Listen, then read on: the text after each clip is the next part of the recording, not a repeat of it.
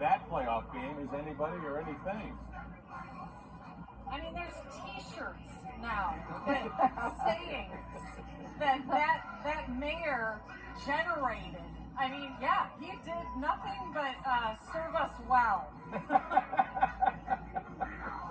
Wonderful to see the players throwing out so much love to the crowd. You know, I will say I'm always impressed too that Andy Reid always goes out of his way to talk about Chiefs fans and to give them some credit for what they add to this team and what this team does. And so that kind of leads by example as well. But you can tell that the players also have learned to appreciate the crowd. They definitely do.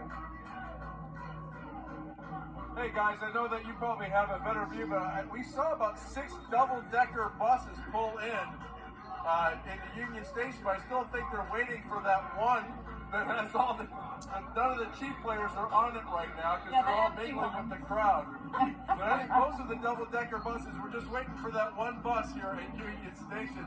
They're just having a great time celebrating with the fans out there. And what's funny is because they started out so fast, it's like, whoa, you know, what's happening? But here we go. Now everybody has, you know, that bus is empty. So everybody's jumped out and now the party's really started. Yeah, I think you're absolutely right. And we're looking at some more live pictures from News Chapter 9 as people get off those double-decker buses, obviously members of the Chiefs, and you see one player there with a couple of kids in either hand, and they're rather than riding the rest of the parade route, they are walking the rest of the parade route. You can see some of those fans hoping for autographs. A lot of them have their posters and things right along, just hoping that one of those players will come up to them. And I keep looking at the Kansas City, Missouri police Twitter feed. Again, there was one report of a missing child who was reunited with his or her family rather quickly, it seems, but I have yet to see any other reports, at least so far, of missing children or kids who have somehow become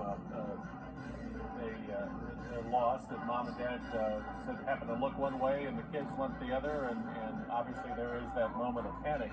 But again, the Kansas City, Missouri Police Department set up child reunification points up and down the parade route there on Grand, and with the exception of the one time this morning, it appears as if kids and parents have stayed together throughout this parade, and that's a good thing.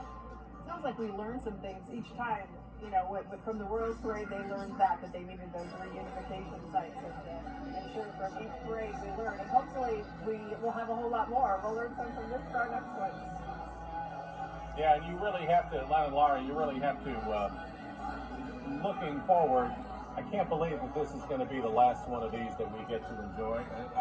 Maybe I'm speaking as just a longtime hopeful Chiefs fan, but given the roster, given who's on it, given their success so far, it's hard to think that this is going to be the last one.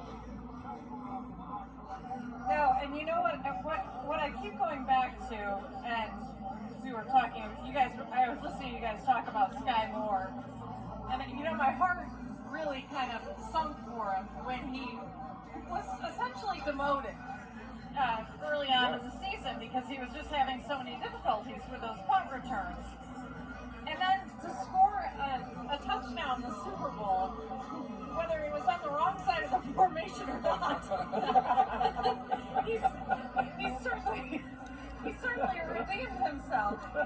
You know, all of the rookies, you know, so many of them just really were standouts this year. It's just a phenomenal rookie class, but they're not rookies anymore.